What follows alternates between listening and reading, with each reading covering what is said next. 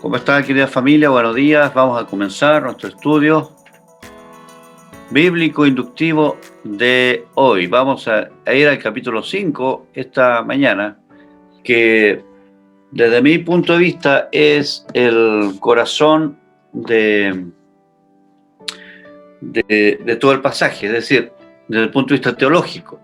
Si nosotros tomáramos el capítulo 1, las primeras afirmaciones que hace Juan, el escritor, en el capítulo 1, y lo comparamos con el capítulo 5, que es este que vamos a ver ahora, el detalle es que el capítulo 1 es una explicación de parte de Juan, y el capítulo 5 es un momento que vamos a ver ahora, es un momento donde Jesús se tiene que ver enfrentado a defender su ministerio, su existencia, su esencia frente a las autoridades espirituales o religiosas del momento. Por lo tanto, es un momento bastante importante. De aquí en adelante, todo cambia para Jesús. Ya, todo cambia para Jesús porque comienza a ser perseguido para ser asesinado, para matarlo. Entonces, ellos de estas afirmaciones, más las afirmaciones relacionadas con el templo que hizo al principio, toman argumentos para poder decir que es digno de ser crucificado Jesús. Pregúntense ustedes mismos si esta conversación, o más bien esta intervención de Jesús, no fue lo suficientemente violenta también. Vemos a un Jesús siendo violento, dando vuelta las mesas de los cambistas al principio en Juan, y ahora lo vemos en un debate teológico, pero es realmente bastante fuerte este debate, porque Jesús habla de principios que para los judíos era muy difícil aceptar de buenas a primeras.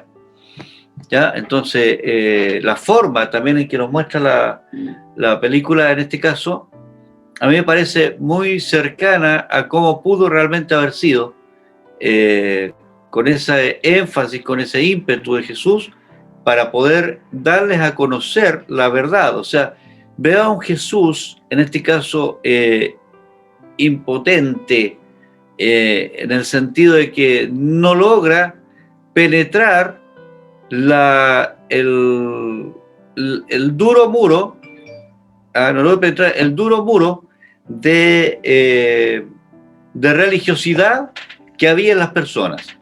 Las personas religiosas que se supone que debían enseñar a Dios a la gente, que estudiaban la Biblia, no podían descubrir, por la dureza de su corazón, no podían descubrir que estaban frente al Mesías. La mujer samaritana y la gente de Samaria fue bastante más abierta espiritualmente a esto, y descubrieron que él podía haber sido el Mesías. Ellos lo afirmaron. También lo dijo Felipe. Hemos encontrado ese de que habla Moisés.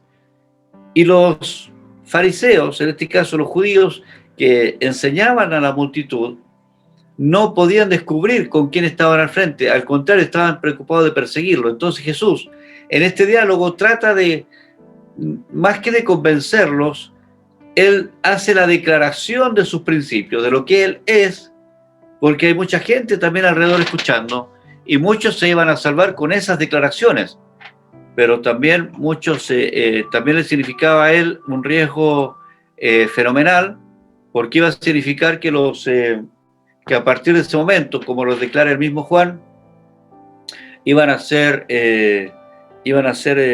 perseguidos. O sea, iban a comenzar a perseguir a Jesús. Así es que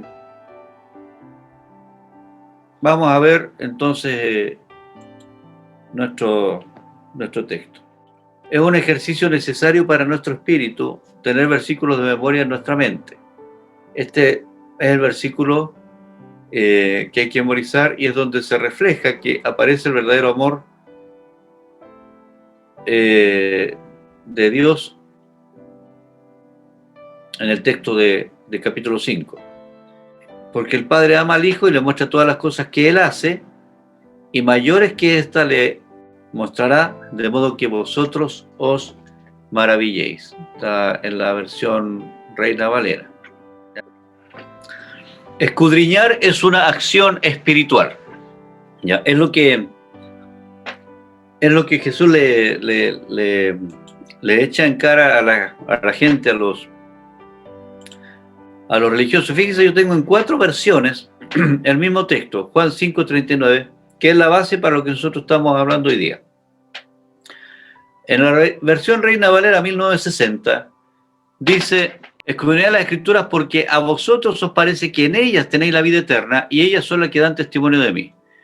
Es decir, Jesús le está diciendo estas palabras, ¿ya? Escudriñen las Escrituras, escudriñen, o ustedes estudian las Escrituras porque a ustedes les parece que en ellas tienen vida eterna. Esto es una afirmación, o sea, ustedes están buscando en la Biblia la vida eterna. Esa es la primera parte de esta afirmación de Jesús. Ustedes están buscando la vida eterna en la Escritura que ellos tenían, la Torá, los salmos, los profetas. Pero Jesús dice, podríamos decir, ellas, las Escrituras, son las que dan testimonio de mí. O sea, ¿cómo ustedes buscan la vida eterna en la Escritura y no logran descubrir que en esa Escritura está hablando de mí? Eso es lo que le está diciendo Jesús. O sea, ustedes estudian mucho la Biblia, estudian mucho la Escritura, pero no logran descubrir que en esas Escrituras se está hablando de mí. La traducción, Nueva Traducción Viviente, no usa la palabra estudiar a fondo. Estudiar a fondo. Ustedes estudian las Escrituras a fondo. O sea, van palabra por palabra, se dedican a estudiar algo parecido a lo que estamos haciendo acá. Estudian a fondo porque piensan que ellas les dan vida eterna, o sea, la Escritura misma. Vida eterna. Esa es la fórmula. Escritura, vida eterna. ¿Ya? ¿A ustedes les parece que hay vida eterna? ¿Ven las dos versiones? Pero, dice Jesús, pero las Escrituras me señalan a mí. O sea, ¿cómo piden? ¿Qué quieren que les diga? Si ustedes están estudiando las Escrituras y no se dan cuenta que las Escrituras les hablan de mí. Es el reclamo de Jesús. Veamos cómo continúa esto. Fíjese en el versículo 39, según la versión latino... la Biblia latinoamericana. Examináis las Escrituras porque ustedes o vosotros pensáis que en ella tenéis vida eterna. O sea, ustedes piensan que en la Biblia está la claridad sobre la vida eterna. Pero ellas, le dice Jesús, son las que dan testimonio de mí. O sea, ¿cómo no pueden conocerme a mí y no se dan cuenta quién está frente a ustedes? Si cuando leen la Biblia no descubren, o leen la Torá, no descubren que estoy yo frente a ustedes. Fíjese en esta otra versión.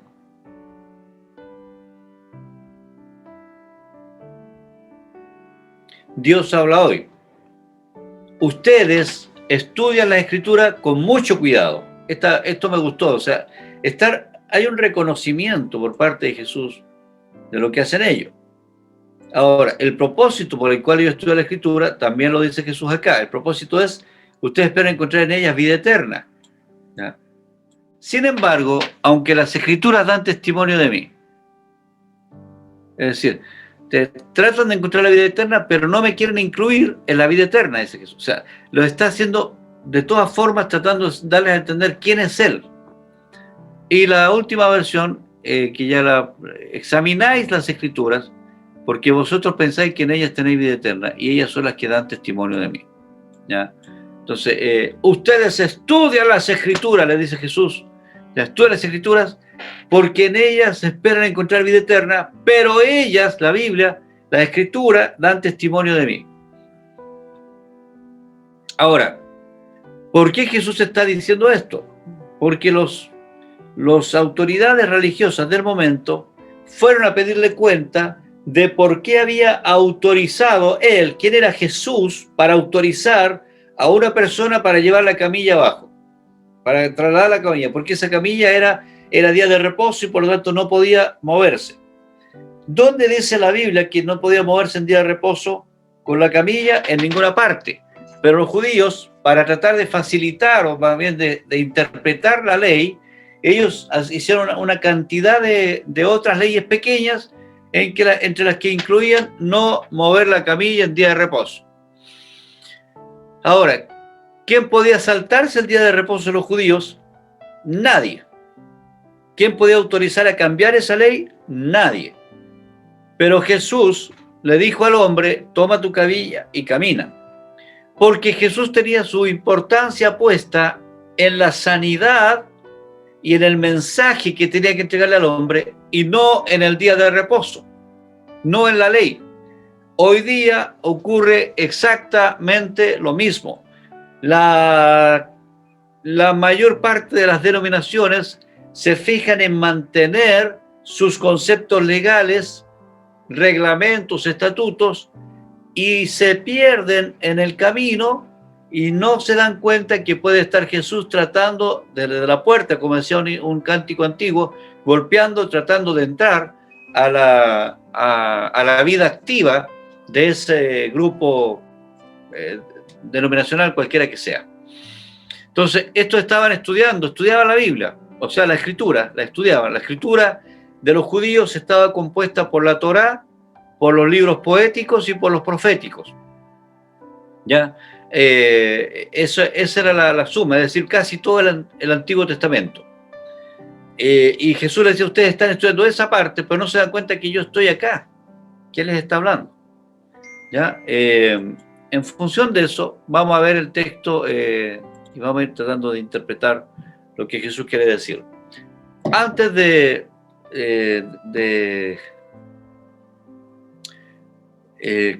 sí, tengo unas afirmaciones que ustedes podrían, si quieren, anotar, porque yo no las anoté acá en el PowerPoint, para poder después la puedan estudiar con tranquilidad. Ya, tres cosas para que observen. Aquí vamos a hacer un poco de observación y un poco también de interpretación, ¿ya? Ustedes escriben ahí mejor que yo. Observación y un poco de interpretación. Y lo que vamos a ver acá, como base, primero que vamos a hacer tres afirmaciones. La número 1 dice: Jesús, el Hijo, depende del Padre. En estas afirmaciones lo que podemos descubrir: el Hijo depende del Padre. ¿Ya? En segundo lugar, mientras estudiamos esto, dése cuenta que los dos, el Hijo más el Padre, son uno. ¿Ya? Son uno. Y en tercer lugar, mantenga usted la mente en esta afirmación: no hay rivalidad, según estas afirmaciones que hace Jesús a los fariseos, saduceos. No hay rivalidad entre el Padre y el Hijo, es decir, no es competencia quién es más Dios y quién es menos Dios. No hay rivalidad, sino que lo que hay es una relación absolutamente, lo voy a graficar así, una relación de amor, ¿ya? Absolutamente, o sea, no hay rivalidad aquí. Ahora, si volviéramos atrás, ustedes están en su libro, Vayan en la página 75, el versículo 17 dice, y Jesús le respondió, mi Padre hasta ahora trabaja y yo trabajo. Esta afirmación ya es suficiente ya para esa afirmación es suficiente para poder decir que Jesús estaba blasfemando. Estaban pidiéndole cuenta a Jesús. Oye, ¿por qué tú sanas? O sea, no, ¿por qué tú no sanas? Sino, ¿por qué tú das autorización para que un hombre camine con la camilla en el día de reposo? ¿Quién eres tú para hacerlo? Y el Señor le dice en otras palabras, yo soy Dios mismo. Porque dice, mi Padre hasta ahora trabaja. Recuerden que los judíos no consideraban Padre a Dios, porque era demasiado grande Dios, demasiado santo. Ellos consideraban a Abraham su padre. Y Abraham era un ser humano.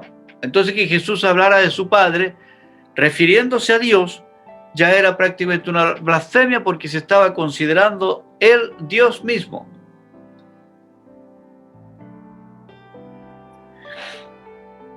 Si ustedes escuchan de pronto algún comentario teológico respecto a otro estudio bíblico acerca de estos puntos, hay algunas personas que podrían defender el hecho de que Jesús era un profeta más, que no era Dios.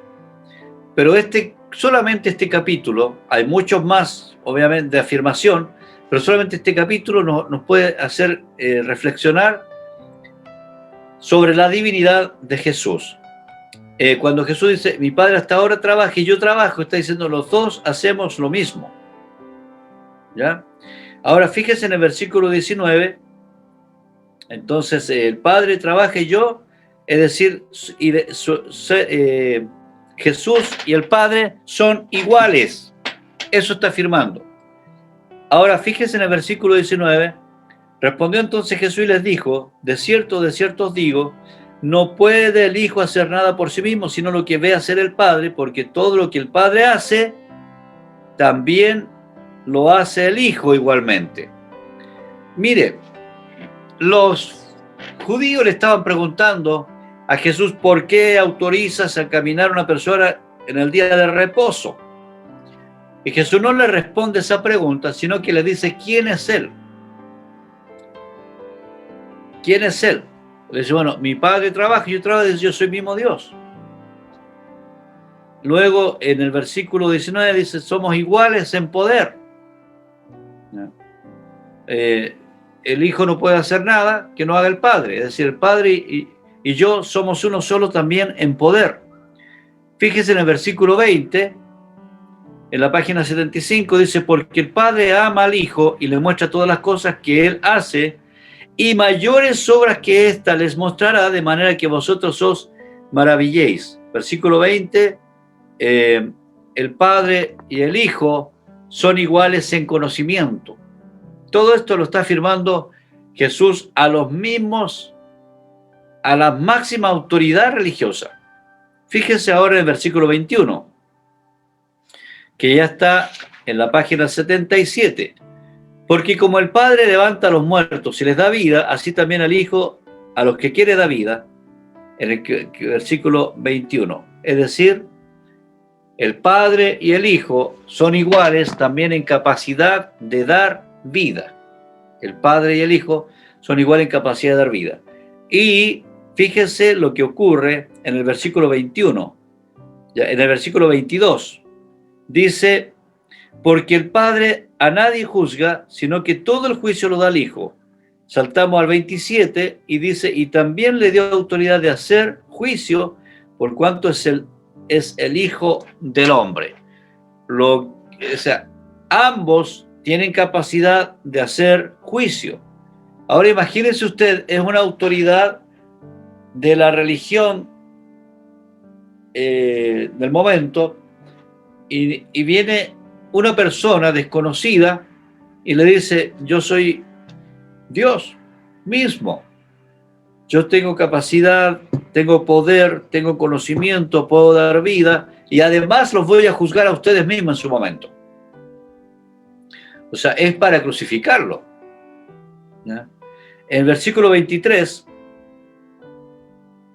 para que todos honren al Hijo como honran al Padre. El que no honra al Hijo no honra al Padre que le envió. Es decir, ustedes dicen estar sirviendo a Dios, pero en realidad, si no me reconocen a mí, no están honrando al Padre. Es decir, todo su servicio religioso es en vano, porque no tienen capacidad de conocerme, de reconocerme a mí. Toda esta metralleta de conceptos teológicos se lo lanza Jesús a los expertos del momento. Pero Jesús está buscando no solamente hablar con ellos, sino que lo que iba a quedar y lo que está enseñando a la multitud son principios que yo voy a destacar ahora en este instante. Primero, el principio de la resurrección. Jesús afirma que Él tiene poder para generar o para producir la resurrección. Él tiene poder resucitador. Entonces no es cualquier persona, sino que es alguien que tiene poder para resucitar, ¿ya? Entonces, ese es el principio de resurrección. Sigamos. Principio de vida, de dar vida. Ellos estaban buscando la vida eterna, pero así como el Padre tiene vida en sí mismo, así también ha dado al Hijo el tener vida. Es decir, hay vida en Jesús. Hay vida en Jesús. Está diciendo, yo soy capaz de resucitar y de hacer resucitar a quienes en mí crean. Yo soy el dador de la vida. ¿Ya? Esos son los principios que está aplicando Jesús. Pero nosotros podemos estar entendiendo esos principios ahora, pero los judíos en su momento solo estaban escuchando cada una de estas afirmaciones como bofetadas en la cara, porque estaba diciendo cosas que absolutamente rompían todos los paradigmas de su religión en el momento. Además, el Señor relaciona la vida con el juicio y también dio autoridad de hacer juicio por cuanto es el Hijo del Hombre. Hacer juicio. ¿Quién es el que va a hacer el juicio? Jesús. ¿Ya? Entonces, estos son los principios que Jesús está destacando. Estimados, hay resurrección. Estimados, la vida está en Jesús. Estimados, tarde o temprano tendremos que enfrentar el juicio. Eso es lo que Jesús está diciendo. Se reafirma el concepto de resurrección. No os maravilléis de esto, porque vendrá ahora cuando todos los que están en los sepulcros oirán mi voz. Algunos interpretan, no estaría mal tampoco, algunos interpretan que hablar de los que están todos los muertos oirán mi voz, se refiere a los muertos espirituales, porque debemos entender que una persona que no le ha abierto el corazón a Jesús, otra forma de conceptualizarlo son muertos espirituales. Son muertos en vida, son zombies. Una persona que no le ha entregado la vida a Jesús es un zombie, está muerto en vida, ¿ya? Entonces, el poder para resucitar a ese tipo de muerto radica en la fe en Jesús. Desde el capítulo 3, del versículo 30 para adelante, otra vez aparece el juicio.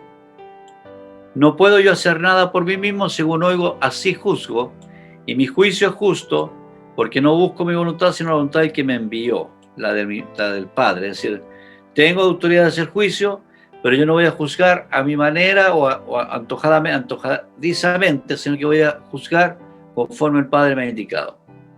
El versículo siguiente, o sea, el principio siguiente,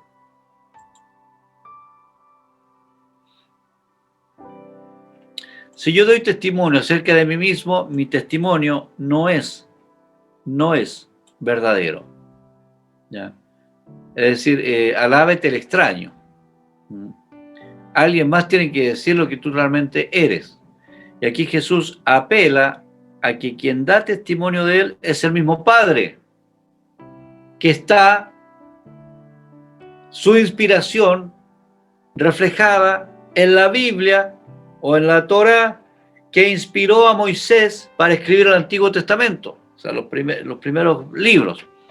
Entonces, yo no estoy dando testimonio de mí porque a mí se me ocurra aquí en este momento, dice Jesús. Hay escrituras que mi Padre inspiró para que se leyera acerca de mí y ustedes no lo están entendiendo.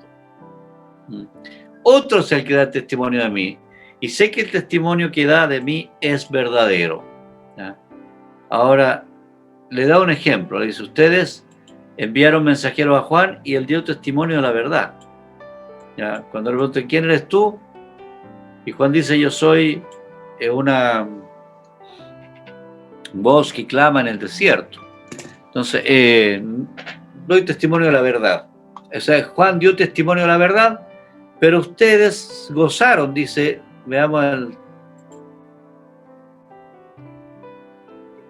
pero yo no recibo testimonio de hombre alguno, más digo esto, para que vosotros seáis salvos. ¿No?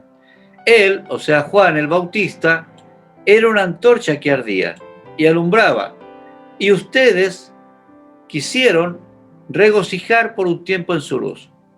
Es decir, escucharon el mensaje de Juan, aunque no estaban seguramente de acuerdo con la forma también atípica que tenía para el tiempo Juan de predicar, pero pudieron disfrutar su luz. Pero dice, yo estoy preocupado acá, le dice, de la salvación de ustedes, Jesús.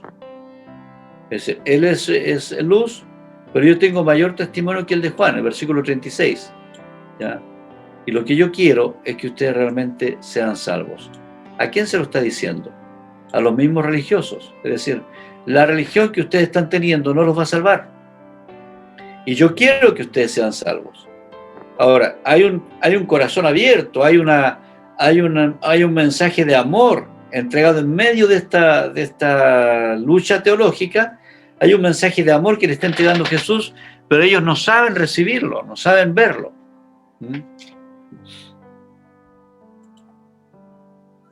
Otra afirmación, la luz. Cuando Jesús habla de Juan como luz, él hace la relación, tal como lo escribe Juan el Bautista como luz, pero Juan también dice que la luz, él era la luz de los hombres. Y luego Jesús transfiere la luz a sus discípulos, que somos nosotros, y dice, vosotros sois la luz. Entonces, para la ilustración simple para entender cómo Dios ve el Evangelio en medio de la humanidad, es esa luz que alumbra el camino. Y la luz siempre se nota en la oscuridad. Ustedes se dieron cuenta, dice, de cómo era Juan. Era una persona que iluminaba. Bueno, mismo mensaje para todos los que vienen después, como discípulos de Jesús. Luego, Jesús habla acerca de las señales, versículo 36. Mas yo tengo mayor testimonio que el de Juan, porque las obras que el Padre me dio para que cumpliese las mismas obras que yo hago, dan testimonio de mí que el Padre me ha enviado. Es decir, le está diciendo, dense cuenta, Moisés escribió acerca de mí, y yo estoy haciendo obras que nadie ha hecho, ni siquiera Juan. Eso da testimonio de que yo soy el Mesías, y que yo soy uno con el Padre. También el Padre que me envió ha dado testimonio de mí. O sea, está hablando de Moisés, está hablando de Dios y está hablando de las obras que él hace. Por lo menos 3 testigos para el testimonio de quién es Jesús. Nunca habéis oído su voz, ni habéis visto su aspecto. Si ustedes no han tenido un encuentro con Dios, jamás lo han vivido, pero yo sí lo conozco. Entonces está afirmando Jesús también su poder y autoridad preexistente, que está afirmada en el capítulo 1 de este libro. Ni tenéis su palabra morando en ustedes, porque a quien él envió, vosotros no creéis. ¿A quién él envió? A Jesús.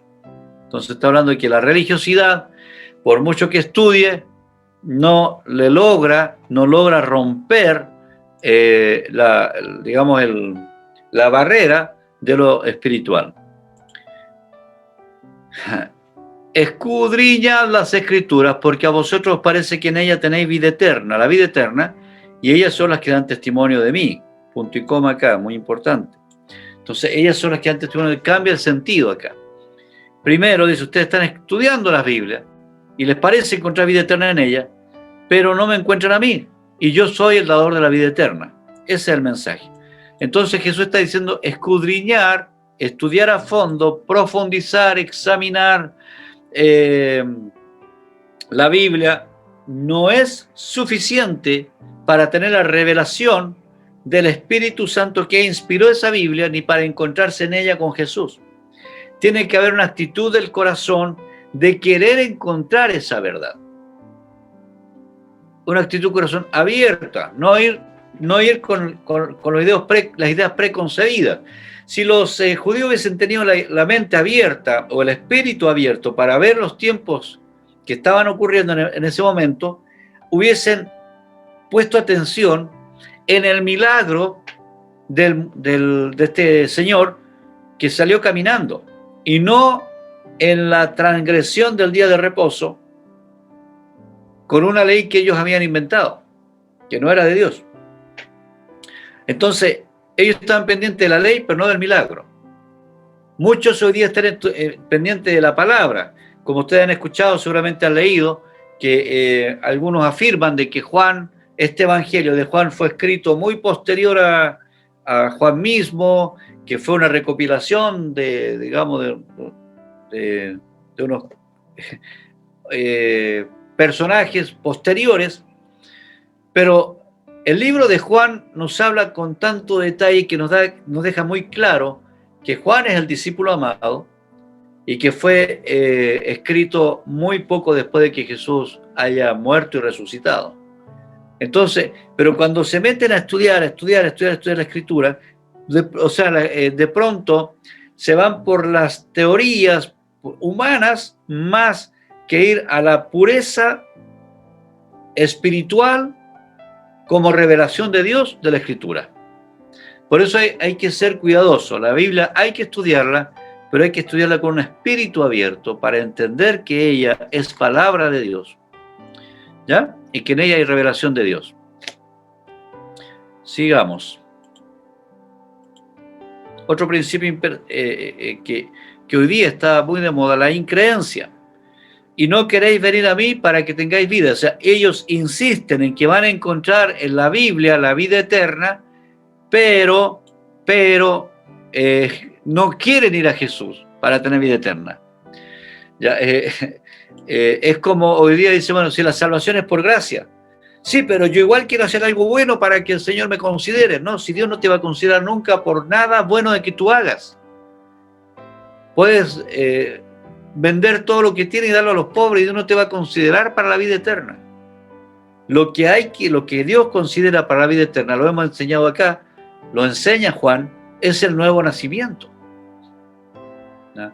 Entonces, si tú quieres hacer obras para salvarte y no mirar a Jesús, entonces, aunque conozcas la Escritura, no sirve de nada.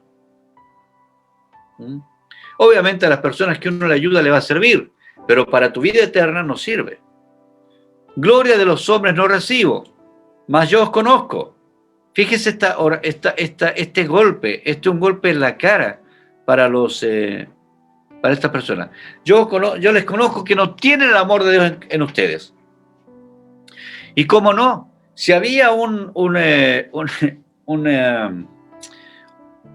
pozo, un estanque, que estaba lleno de personas que necesitaban de sanidad o de apoyo social, el templo estaba muy cerca de ahí, y los judíos, las autoridades religiosas del momento, no tenían idea quién era la persona que llevaba la camilla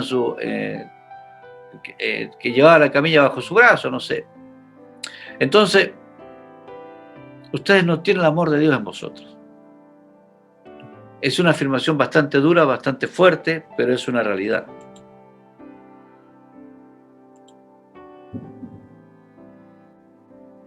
Omnisciencia de Jesús. Yo les conozco. ¿Sabe? Dios, está mal escrito ahí, pero omnisciencia. Yo les conozco. Y esa afirmación es también para nosotros, ya para ir cerrando. El Señor nos conoce demasiado bien, a todos, nuestro corazón, Él conoce el corazón. Ya, otra vez afirma, yo he venido en nombre de mi Padre y no me recibís. A lo suyo vino y no le recibieron. Si otro viniera en su propio nombre, a ese recibiréis. ¿Y no es verdad eso? A la gente se le hace muy fácil creerle a un falso profeta, pero qué difícil es que crean a una persona que le habla a la luz de la palabra. La religiosidad, la increencia, ya son elementos que se oponen a las revelaciones que el Señor da de salvación, de amor y de vida eterna.